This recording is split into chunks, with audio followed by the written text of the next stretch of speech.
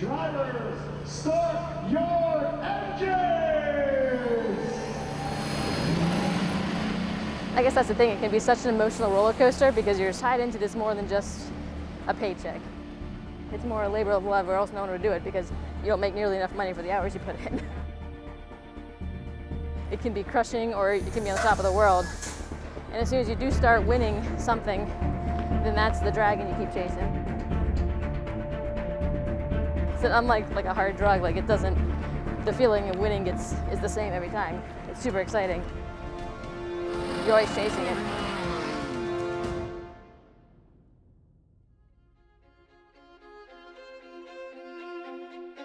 As a performance engineer, I'm responsible for any part that's going to gain us lap time, including the driver.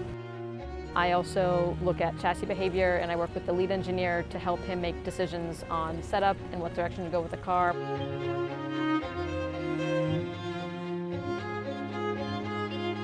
When I was old enough to understand what my parents were doing with motorcycles and stuff, that's when I started being involved in kind of interested in dirt bikes and a lot of dirt bikes. A lot of racing and following my dad around.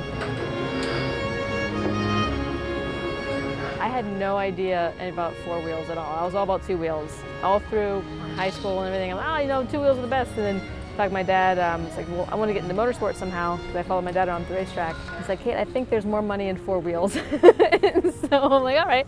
So I went to University of Pittsburgh. University of Pittsburgh had a Formula SAE team that used a motorcycle engine, so I could relate to that. And that was my jump into four wheels was through Formula SAE. I think I was surrounded by some phenomenal teammates growing up in racing. Starting with my Formula SAE group, that kind of teaches you how to operate on a team level and how to kind of joke around and how to depend on each other. And then you take that attitude to a professional environment, and it's the same kind of dynamic. But I think it was a collective of the people that I was surrounded with and how we lifted each other up. Aaron McLaren's one of those places that it does gel like that. So it's pretty exciting to be back on a team like this.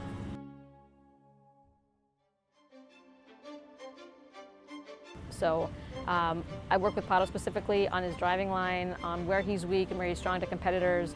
I don't have the driving experience that Pato does, so I can't tell him how to drive the car, but I'm his eyes in the sky.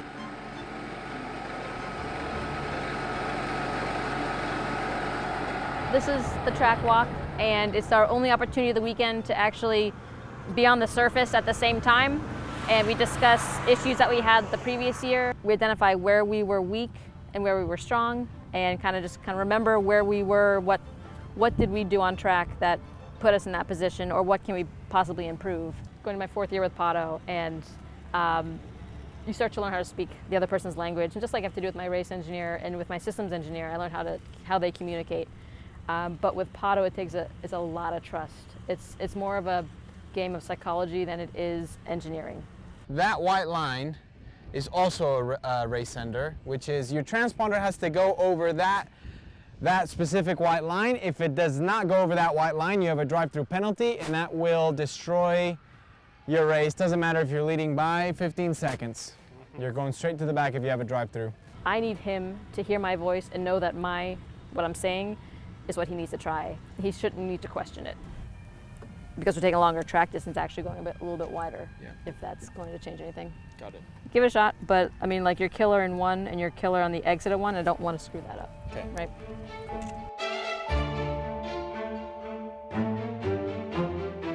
Totally feel the energy shift walking in here. And on race day, it's something, and everyone can pick up on it. It's not something you can measure. It's not a scientific feeling. It's you can't quantify it, but you just feel it. Through these tunnels into the facility, it definitely feels different to just any other track. First practice is how we prepare for qualifying. We have qualifying, and then warm-up is how we prepare for the race.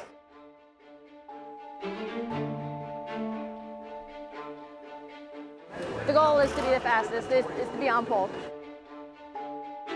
I would take a top 3 in qualifying if we can't get pole.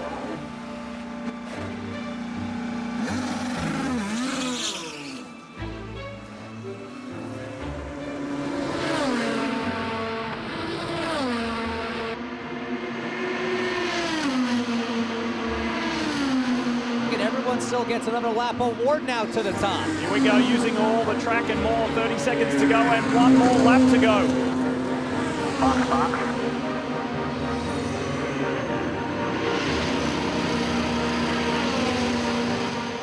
Pato got his head together and down and really knocked out some pretty incredible laps. Pato's in a good position, having qualified P3. Tomorrow is race day, and that's the only session that we have. You kind of start to develop your race strategy starting now.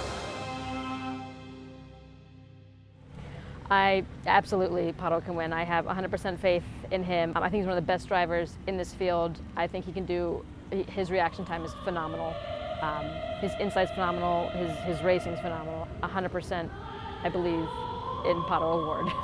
Yes, he can win. He can win anything.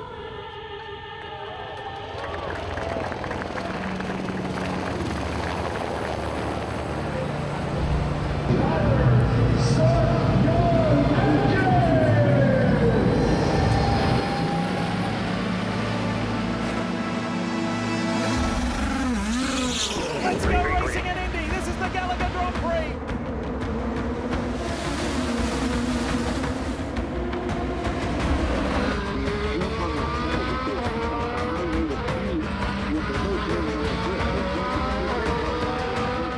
I really like the ability to be in the fight. You got a good car, you're digging very competitively. That's a fun part of it. In the end, Trenny Steinbrenner Autosport Honda leading the way over Graham Rahal and Pato Award.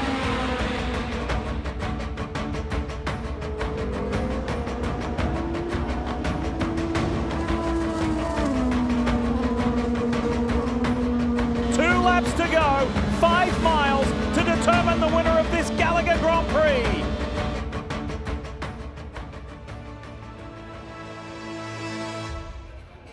All right, ladies and gentlemen, we direct your attention to the victory podium. It's time to honor our top 3 finishers in today's Gallagher Grand Prix. Our third place driver today, let's hear it for Pato Award. And so with the race today, we finished pretty strong, finished on the podium. Not sure if we had it for P1 or P2, but we had P3 pretty solid. We're the first Chevy on the podium, highest finishing Chevy, so it's a pretty good accomplishment for our group. When you finish on the podium, it's really easy because now you see that P1, and that's just, it gives you, it reaffirms the fact that you're doing the right thing, that you're on the right path, and just stick to your race, stick to your process, and then the cards will fall where they fall, but you are in the right spot. So that's the feedback we got from today. I did a great job today. There's lots to learn, lots of data to process, and everyone's trying to make the best of it. Folks, let's hear it for our top 3 finishers in today's Gallagher Grand Prix. Very pleased with today. I thought the team did a phenomenal job on my strategy in the pits. Yeah, I'm very happy with what we extracted from our tools today. I've made a lot of mistakes, and if there's one thing that I can kind of give back, it would try to help someone not make those mistakes. Having someone in the sport is so vital. Like, because when I saw IndyCar, I'm like, oh, IndyCar, there's no way I'm ever gonna get to IndyCar. And you work your way up there, but maybe they can get there faster. I'm hoping that these ladies that I've been talking to and getting them interested in can someday bypass whatever I'm doing and take the next step up there. And I think they could use a little bit of a boost, because I know I could have. So University of Pittsburgh has helped me get to where I am today. They've given me the resource and the accountability and the friendships and the teamwork to go along with this, the knowledge in general. I'm still using the knowledge that I've gotten from there. But University of Pittsburgh is leading a lot of research and development, and I think that's so vital to nowadays. I think that now is the time that we can start to step forward. People are embracing sciences, they're embracing reasoning, they're embracing the movements that we're going through, and I think with Pitt being a leader in that, it's really going to help fuel the next generation coming out of the university to get bigger, better roles. And hopefully that someone can outshine me someday on this too.